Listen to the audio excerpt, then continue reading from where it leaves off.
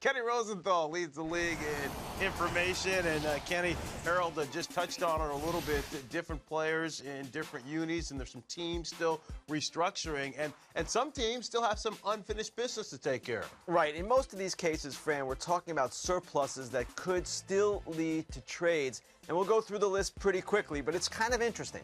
Let's start with the Nationals. Now, it all seems dormant on their front, and it doesn't appear that they're going to trade a starting pitcher, but they certainly could, and there's been talk of that the entire offseason. Who knows? An injury in spring training, something could change. You see the 6 candidates right there. Tanner Roark in the bullpen, not bad if you're the Washington Nationals. That starting rotation. Not bad at all. Hey, Ken, I saw Doug Fister in Fresno over the weekend. He looked great. He's ready to go. He's always ready to go. Yeah. That guy could pitch any day, any month, any year. All right, now also on this list, moving forward, this situation a little bit different. The Mariners shortstop situation, 2 guys, Chris Taylor and Brad Miller, both competing for the job.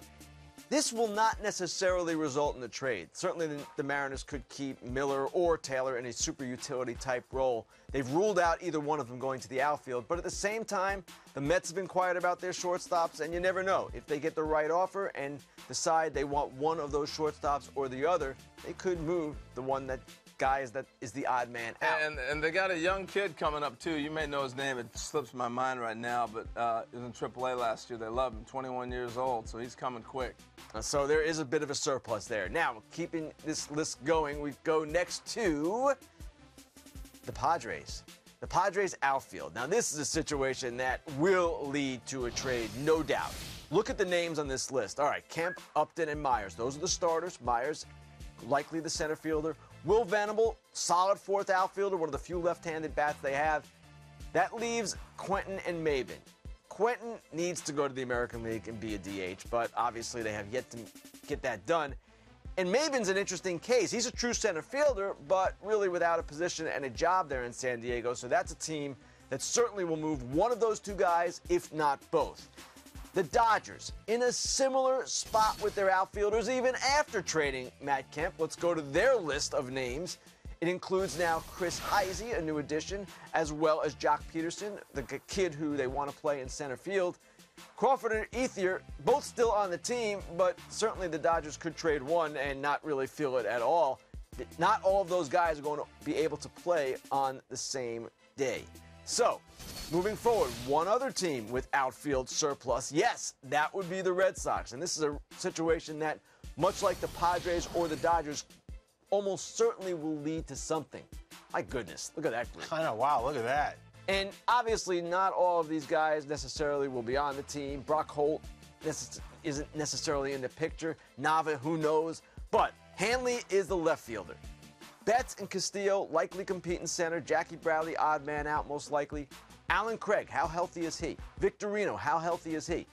They want to answer all of these questions, or at least some of them, before making a decision on what to do. But no one would be surprised if the Red Sox traded at least one outfielder before the end of the spring. Hanley's obviously going to be out there, but how do you think he's going to do? Is that any type of a concern for the Red Sox?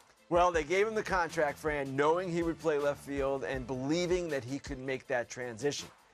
In my view, and this is simply an outside perspective, you're asking a lot. You're asking a great athlete, no doubt, but someone who has been a shortstop his entire career to go out to left field. And here is my concern with this whole situation. What if Hanley struggles a little bit with the transition? What if he just isn't right away?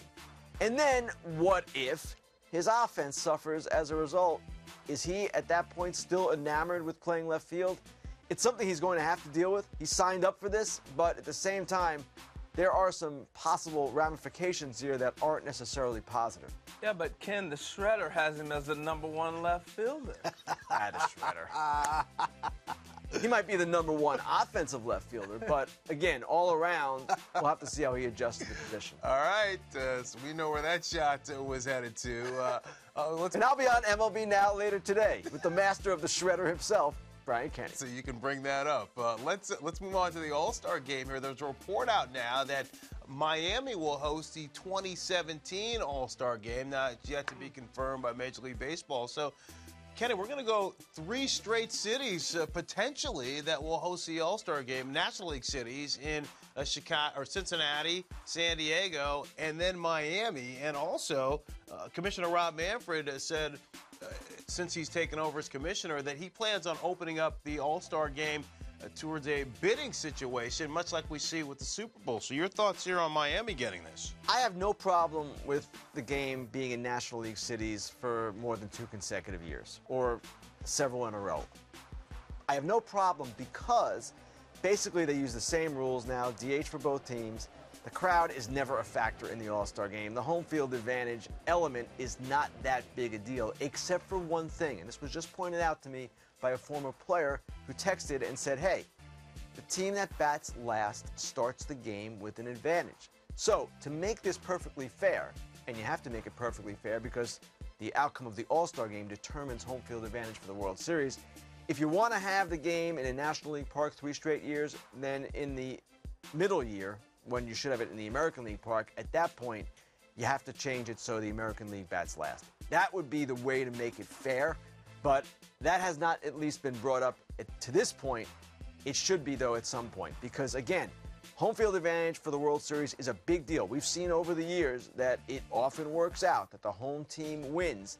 So, again, to make this as equitable as possible, you have to have the alternating teams batting last in the All-Star Game. I think at the end of the day, what Commissioner Manfred and his group is doing is they're looking at the All-Star Game for what it is. It's a celebration.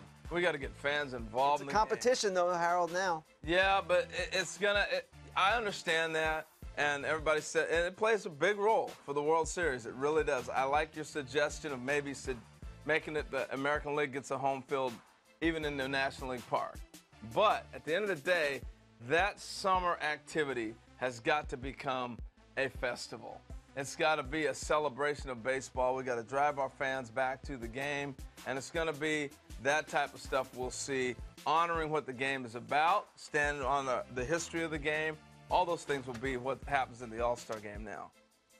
Well, if that's the case, then it kind of raises the question again, is it proper for baseball to have the All-Star Game determine home field advantage for the World Series? No, it's not. Now, I would tend to agree with you, Harold. I will say this, and Rob Manfred makes this point, as do others in the MLB offices. The game has gotten better since this rule change was adopted. It is more of a competition now. It isn't a pure competition because managers still try to get players in the game, and it's not played the way an actual competition would be played. But they're looking for that sweet spot where it's competitive and where it's also a celebration. Maybe they're there now, and maybe ultimately it will never change, but you can always look at it in a different way and look for ways to improve the game, no doubt. See, I beg to differ. I understand guys were leaving the game early and all that, and I think it got addressed. And I think you would have got a better game anyway without saying home field advantage of the World Series. That had nothing to do with why somebody's going to play harder in an All-Star game. I totally disagree. I don't know that it's the players, Harold, but the managers certainly manage differently. There's no question about it. You remember we were in the offices of the managers before this year's game. Yeah. And we talked about how they were going to use their pitching staffs, and they took a very serious approach and a very strategic approach to doing that. So while the players' effort might not be different, and I would agree with you, the players are trying, not maybe at maximum level, but they're trying. The managers certainly are looking at this differently, knowing they'll be second-guessed, knowing that there is a stake, a competitive stake involved. I agree with you on that.